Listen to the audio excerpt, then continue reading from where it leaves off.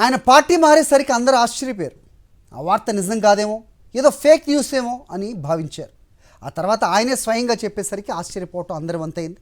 పదవులు ఇచ్చి పెద్దపీట వేసిన వైఎస్ఆర్సీపీకి వెన్నుపోటు పొడిచి స్వార్థ రాజకీయాలే పరమావధిగా ఆయన పార్టీ మారాడు. టీడీపీ తీర్థం పుచ్చుకొని నెల్లూరు పార్లమెంట్ సీటుకు పోటీ చేశాడు. చేతి నిండా డబ్బు ఉండడంతో విచ్చలవిడిగా ఉపయోగించారు. ఆ తర్వాత ఏమైంది? పోలింగ్ సరళి ఏం చెప్తోంది? టీడీపీ వైఎస్ఆర్సీపీ శ్రేణులో ఎలాంటి స్పందన కనిపిస్తోంది? వైఎస్ జగన్ సొంతంగా పార్టీ పెట్టుకుని ప్రజా రాజకీయాల్లోకి ఎదుగుతున్నప్పటి నుంచి ఆయన వెంట నడిచిన జిల్లా నెల్లూరు జిల్లా. వైఎస్ఆర్సీపీ కంచుకోటగా రాజకీయ పరిశీలకులు చెబుతూ ఉంటారు ఈ జిల్లాను. వైఎస్ఆర్సీపీ నుంచి సామాన్యులు పోటీ చేసినా సరే భారీ మెజారిటీతో గెలిచేలా జిల్లా ప్రజల అభిమానం సంపాదించుకున్నారు వైఎస్ జగన్. ఈ జిల్లాకు చెందిన వేమిరెడ్డి ప్రభాకర్ రెడ్డికి రాజ్యసభ సభ్యునిగా అవకాశం కల్పించారు ముఖ్యమంత్రి జగన్మోహన్ రెడ్డి. పెద్దాయనంటే ప్రత్యేకమైన అభిమానంతో తగిన గౌరవం ఇచ్చారు. 6 ఏళ్ల పాటు పదవిని అనుభవించిన ఆయన స్వార్థ రాజకీయాల కోసం తెలుగుదేశం పార్టీలోకి జంప్ అయ్యారు. ఆ పార్టీ నుంచి ఎంపీగా పోటీ చేశారు. వైఎస్ఆర్ కాంగ్రెస్ పార్టీ ఎంపీ అభ్యర్థి విజయసాయిరెడ్డిపై కత్తులు దూశారు.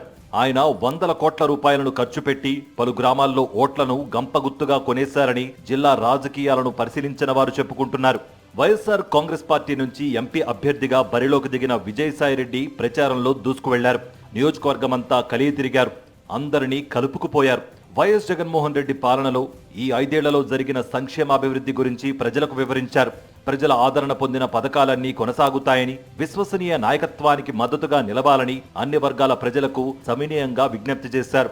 టీడీపీ బలంగా ఉందనుకున్న నెల్లూరు సిటీ నియోజకవర్గంలో విస్తృతంగా పర్యటించి నేతల మధ్య సమన్వయాన్ని తీసుకొచ్చారు. టీడీపీ నెల్లూరు సిటీ అభ్యర్థి పొంగూరు నారాయణ సైతం తన ఓటమిని ముందుగానే అంగీకరించారని చెబుతున్నారంటే జిల్లాలో వైఎస్ఆర్సీపీ సాధించబోయే విజయంలో విజయసాయిరెడ్డి పాత్ర ఎంత కీలకమో అర్థం చేసుకోవచ్చు. డబ్బుతో రాజకీయాలు చేయొచ్చు, ఎంపీగా గెలవచ్చునని భావించిన వేమిరెడ్డి ప్రభాకర్ రెడ్డి పోలింగ్ రోజు సమీపించే కొద్దీ సైలెంట్ అయ్యారని నెల్లూరు జిల్లా టీడీపీ నేతలే చెప్పుకుంటున్నారు. కోట్ల రూపాయలు ఖర్చు పెట్టినా సరే ప్రచారాలకు జనాలు రాకపోవడంతో ఆయన ఓటమిని ముందే గ్రహించారని సొంత పార్టీ నేతలే చర్చించుకుంటున్నారు. పోలింగ్ రోజున కూడా ఆయన పెద్దగా ఏ నియోజకవర్గంలోనూ పర్యటించకపోవడంపై ఇప్పటికీ చర్చలు నడుస్తూనే ఉన్నాయి.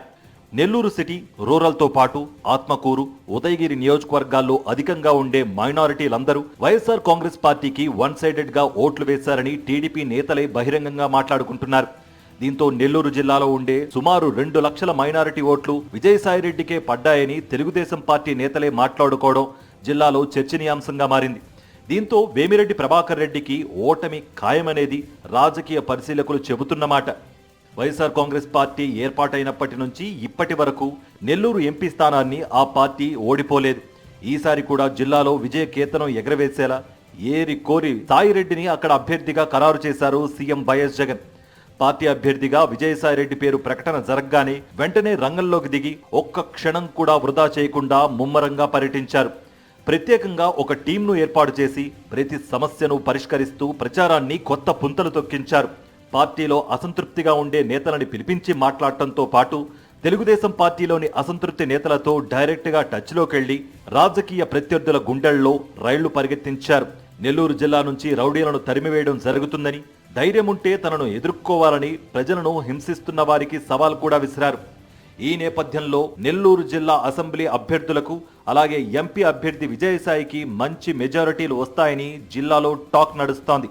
ప్రభుత్వ సంక్షేమ పథకాలతో పాటు లోకల్ మేనిఫెస్టో కూడా జనాల్లోకి బలంగా వెళ్లిందని చెప్పుకుంటున్నారు.